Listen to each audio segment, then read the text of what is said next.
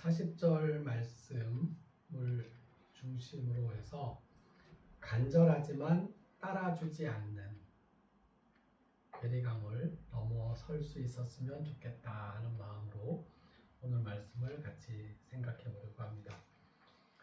시험에 들지 않게 깨어 기도하라. 마음에는 원이로되 육신이 약하도다. 개역개정판에는 마음에는 원이로되 육신이 약하도다 라고 번역되어 있고요. 오늘 함께 읽은 새한글 성경에서는 깨어 있으세요. 기도하세요. 그래서 유혹에 빠져들지 않도록 하세요. 영은 간절히 바라지만 육신이 따라주지 않는군요 라고 번역되어 있습니다. 제가 지난 거의 열흘 넘었죠. 보름 가까이 많이 아파 있었는데요. 지금 목소리가 아직 회복이 안 된 것 같아요. 목소리를 회복시키기 위해서 목을 포기하고 위로 소리 내려고 오늘 계속 노래를 따라서 발성 연습을 했습니다. 그래서 소리는 지금 나오고 있는데 목이 조금 더 편안해지기를 기도합니다.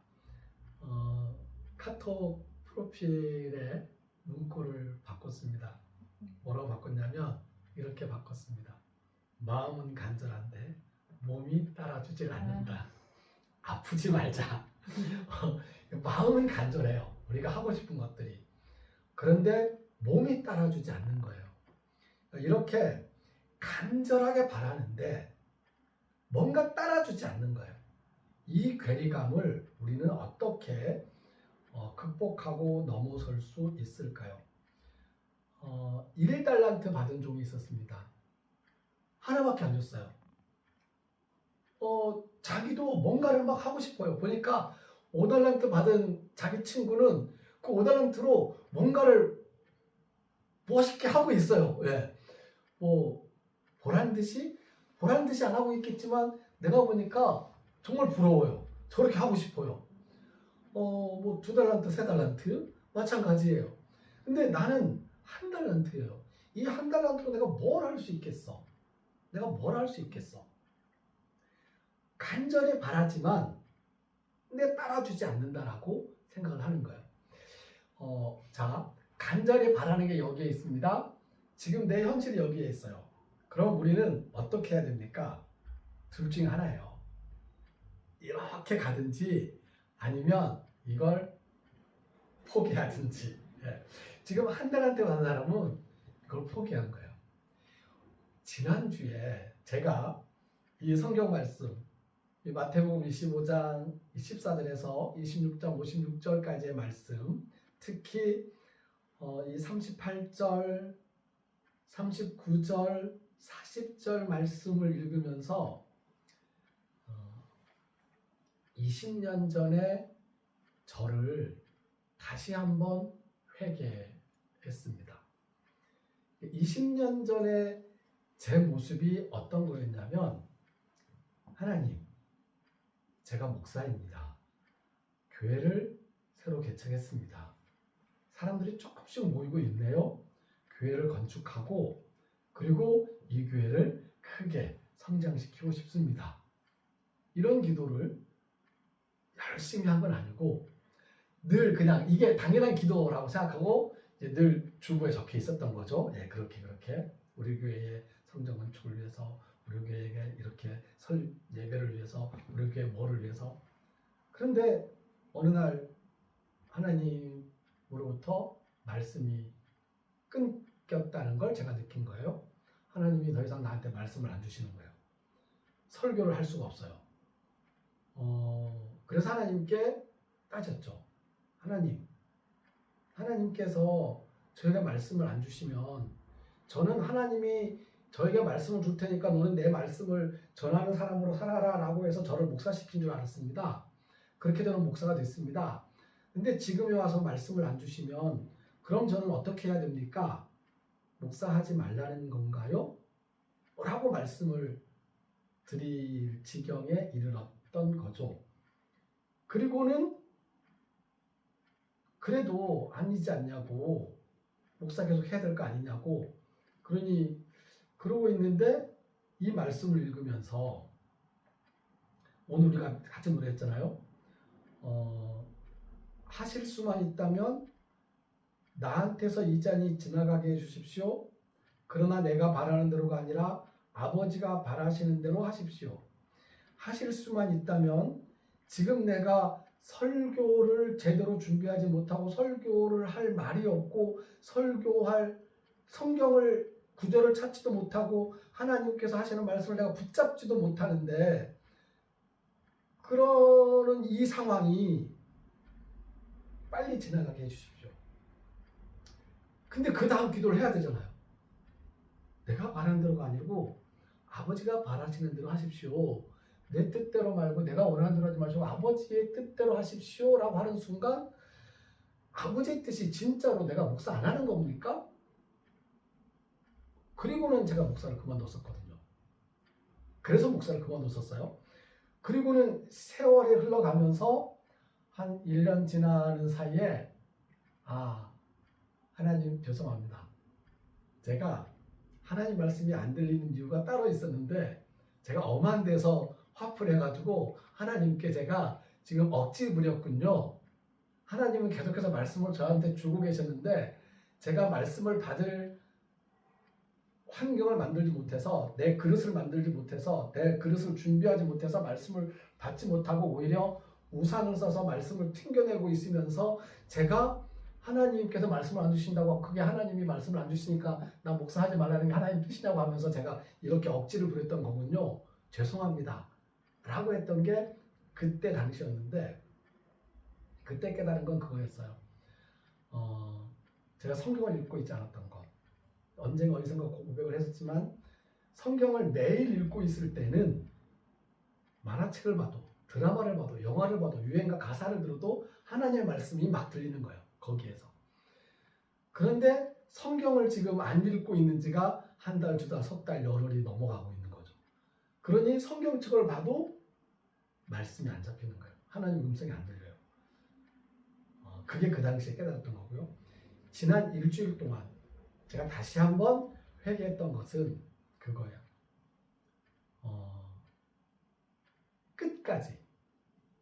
끝까지 하나님의 뜻이 무엇인지 그리고 나의 뜻이 무엇인지 나의 뜻과 하나님의 뜻이 일치하는지 일치하지 않는지에 대해서 우리는 모른다는 걸 좀 인정하자. 모른다는 걸 인정하자. 그러니까 내가 기도하면 하나님, 이 하나님의 뜻이군요. 감사합니다. 이제 아버지의 뜻대로 제가 이걸 열심히 하겠습니다. 이게 아니고 그게 내 뜻일 수도 있어요. 아버지의 뜻과 내 뜻은 언제까지든지 다를 수도 있고 일치할 수도 있어요.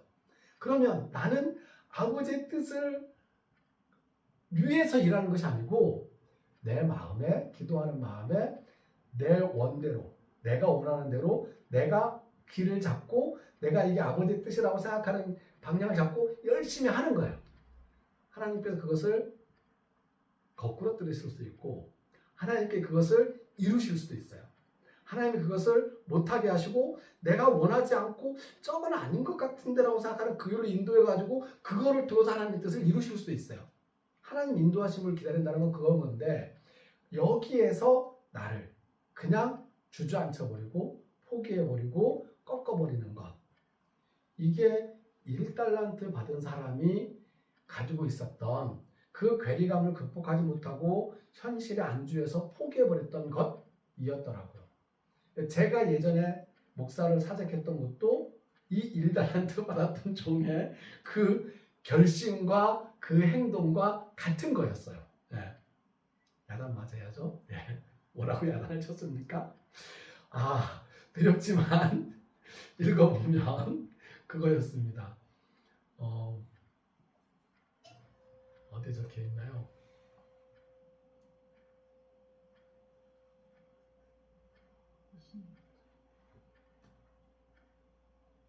빨리 안 보이네요. 어디쯤에 있었나요? 악하고 게으른 종아. 악하고 게으른 종아. 요 말을 들고 악하고 게으른 종아. 네가 그렇게 알고 있었니?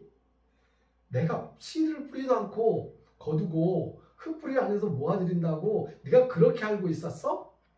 아니란 얘기예요. 그러니까 이 주인이 하나님을 만약에 비유적으로 상징하는 거라면 우리는 이렇게 생각해야 됩니다.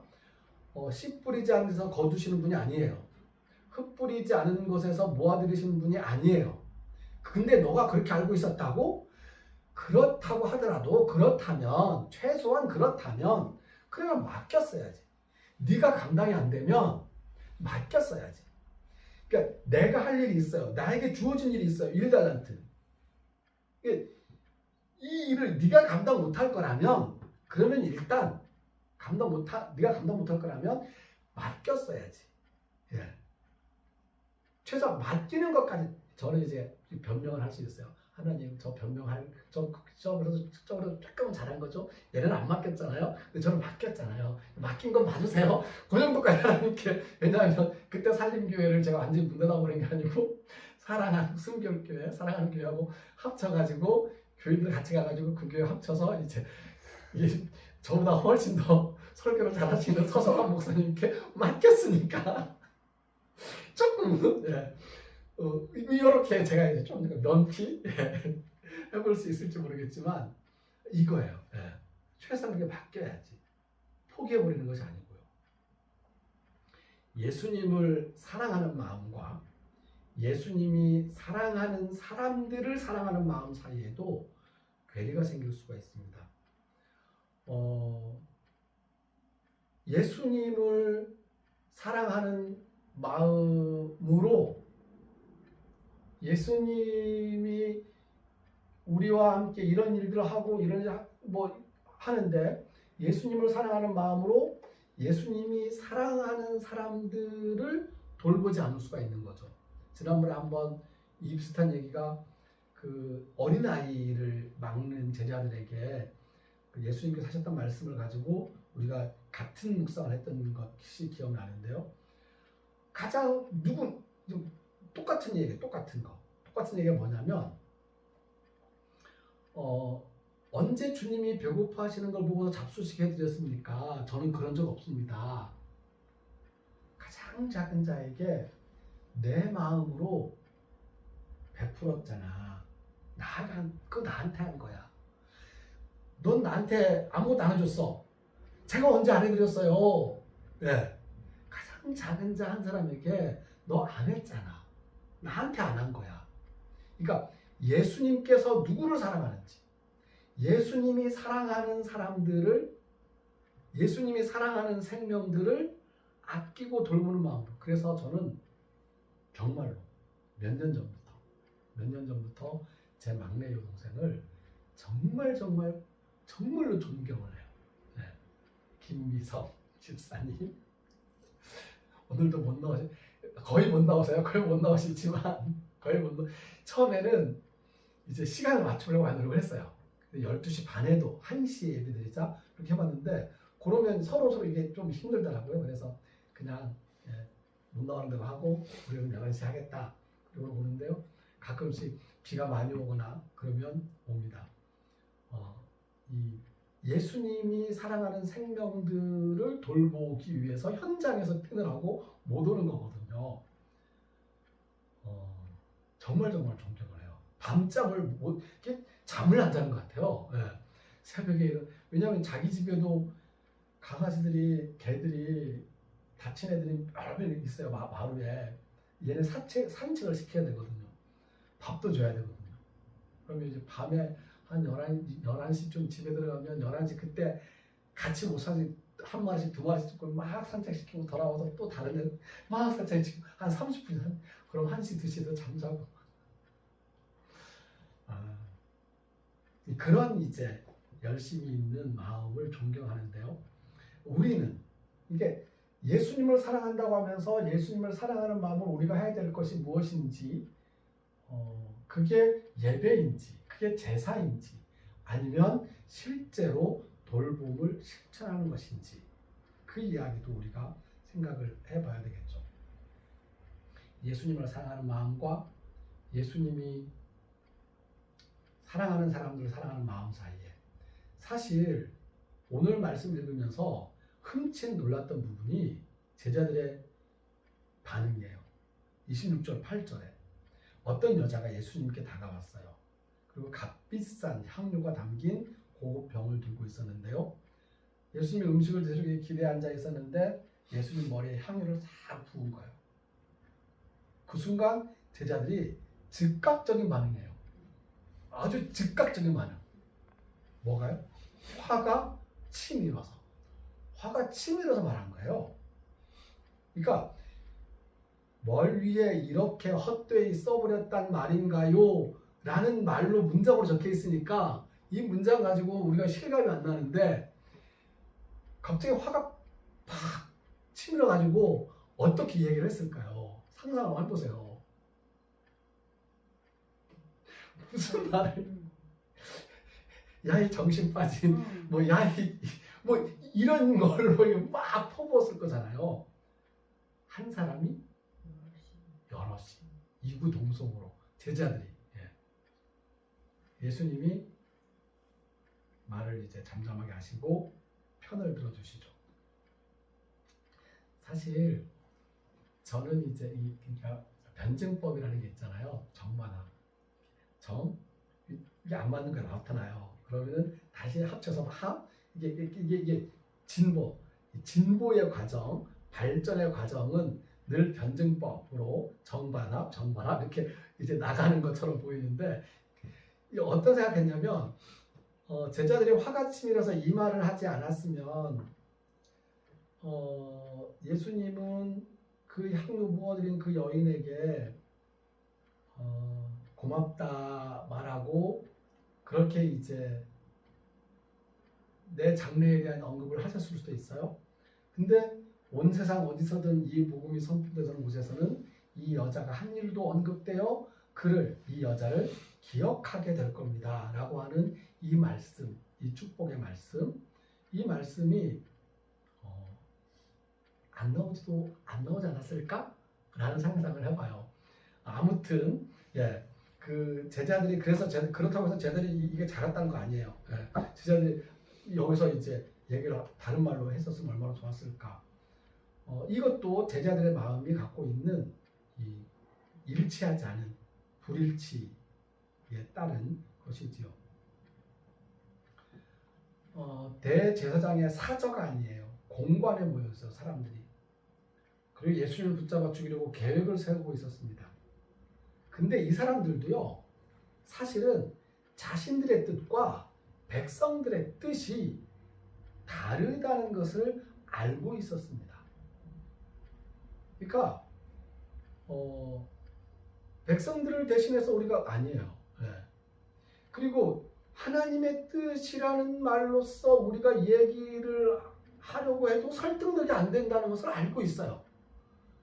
그런데도 불구하고 자기들이 하고 있는 이 짓을 하려고 하는 거예요. 그래서 더 치밀한 계획이 필요했던 것이겠죠. 가룟 사람 유다가 간절히 바랬던 것은 도대체 무엇일까요?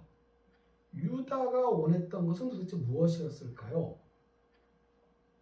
저는 예수님의 즉각적인 영광을 간절히 원했던 것이 가룟 유다의 마음이었을 거라고 생각을 합니다.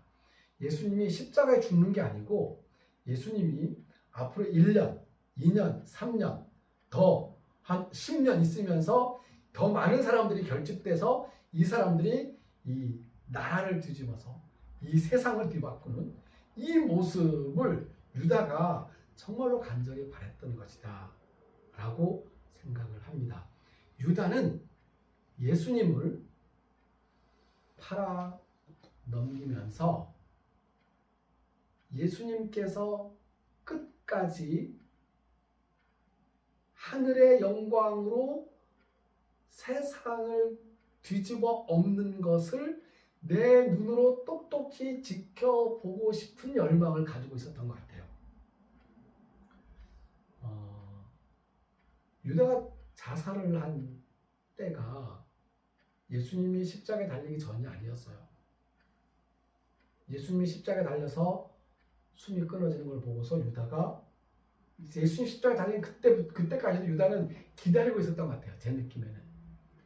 저 위에서 그러니까 십자가 그 옆에 있었던 그 이제 다른 강도처럼 당신도 구하고 우리도 구해달라고 했던 그 마음처럼 유다는 예수님, 제가 지금 엄청나게 큰 도박을 했는데 제가 씻지 못할 죄를 제가 지었습니다. 이거 제 죄예요. 이 죄 제가 감당할 거예요. 하지만 제 이 죄를 감당하겠지만 예수님은 이렇게 떠나시면 안 되는 거잖아요. 예수님은 하늘의 천사를 불러서 이 사람들을 하나님의 뜻으로 뒤집어 엎어 주셔야지요. 네. 근데 예수님이 끊어졌어요.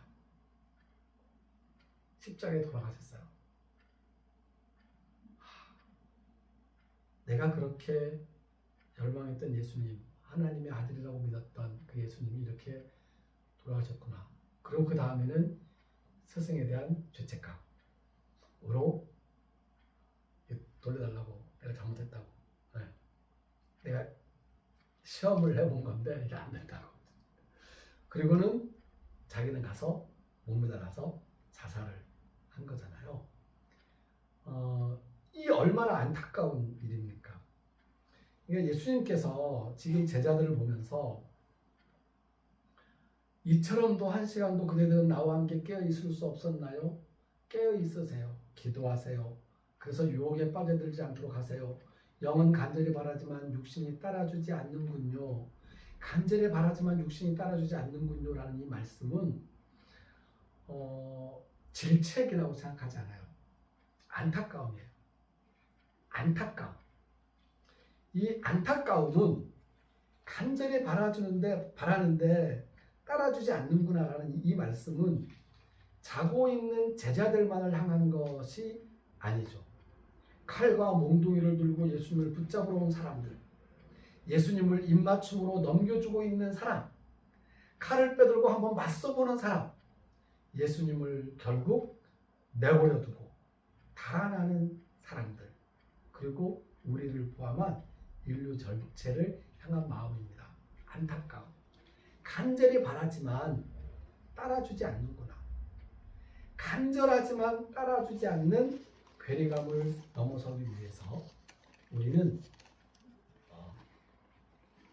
일단 포기해버리는 건 하지 마시고, 그리고 아예 맞았습니다 라고 생각하고 그것에 일치시킨 것으로 오해하지도 마시고, 우리는 끝까지 하나님의 뜻이 무엇인지를 모르기 때문에 우리가 할 수 있는 일, 나에게 지금 주어진 일을 죽을 때까지, 죽는 순간까지 그걸 하는 거예요. 예수님께서도 지금 아버지의 뜻이 어디에 있는지 무엇인지, 그리고 나의 바라는 나의 원이 지금 무엇인지, 여기에서의 그 일치감이 이제 발생하지 않는 이 떨어져 있는, 분리되어 있는 이 간극을 이제 받아들이고 죽음을 향해 가고 있는 겁니다. 우리가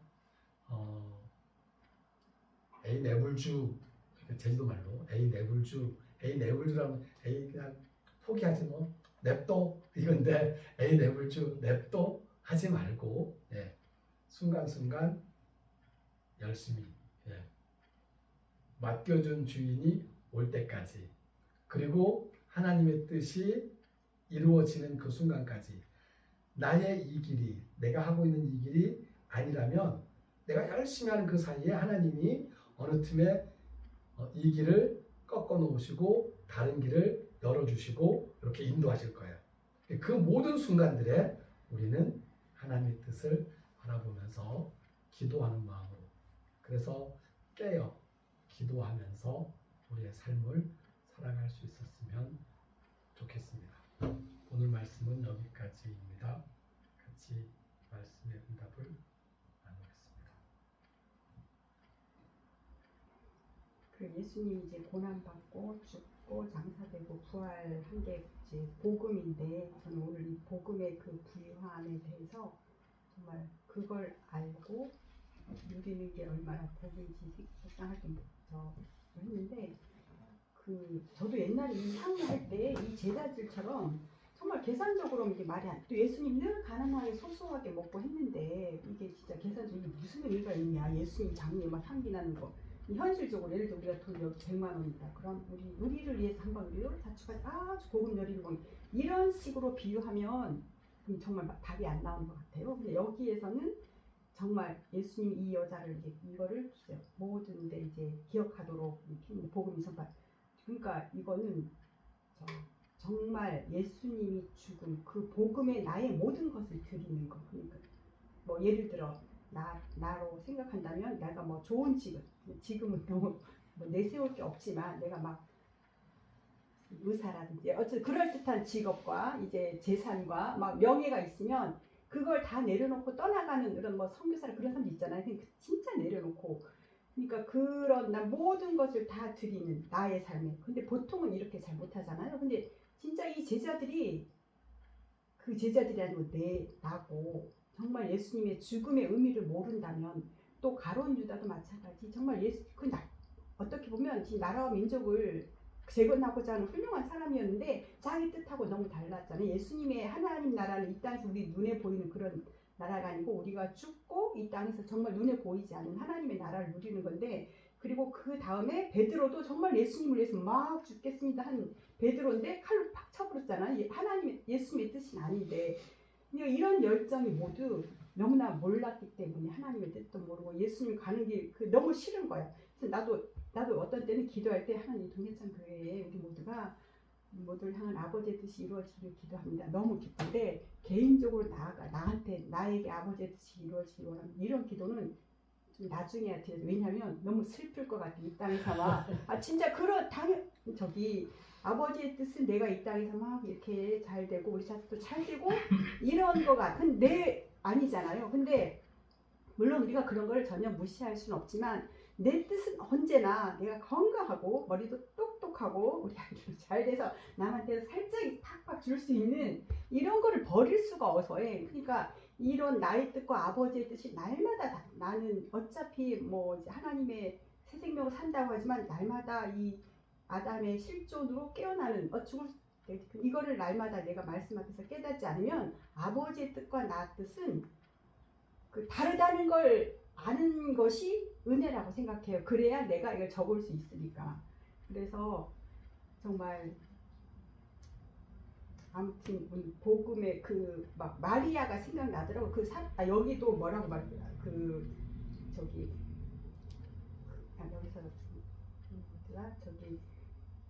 그런 모든 말씀들이 예수님의 바리새인과 율법학자들에게 이 돌들로도 아브라함의 조상으로 만들 수 있다 이렇게 말했나 이게 무슨 뜻인가 했더니 이스라엘은 어쨌든 하나님의 선택함과 하나님의 말씀을 받은 민족 진짜 선물이었잖아요. 그런데 그거를 잘 지키지 못했는데 하나님의 뜻은 우리가 내가 어디 막 훌륭한 고아들을 먹여 살리고 이런 것보다 그건 하나님이 사실 하려면 할 수도 있는 물론 그것도 여기서 중요한 일이긴 하지만 내가 마리아처럼 주님 날마다 말씀을 받아 먹는 이것이 없이 하는 선한 행위들은 사실 내 자랑이 되어버릴 수도 있고 나중에 피곤하고 또 내가 어쩌란 사람이 되어서 하나님 정말 우리의 그런 걸 알기 때문에 하나님은 날마다 하나님의 뜻은 말씀 듣는 거 와서 순종하는 거 그래야 내가 어떤 자인지 여기에 나오는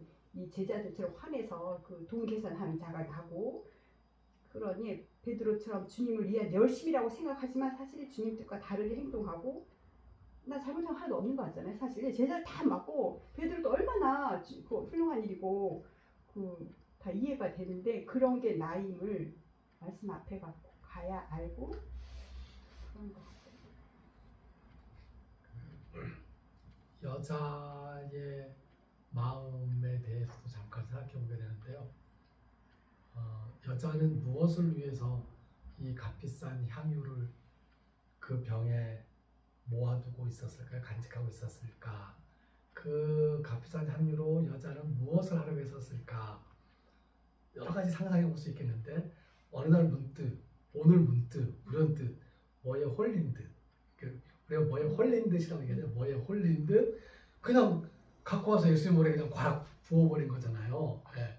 그러니까 이거를 향유를 준비하고 모을 때부터 예수님 머리에 부어드려야지라는 생각을 안 했고 이게 계속 모았던 걸 수 있어요. 다른 쓸모가 있어, 쓸 때가 있었어. 근데 갑자기 불현듯 오늘 여기에 이제 부은 거예요.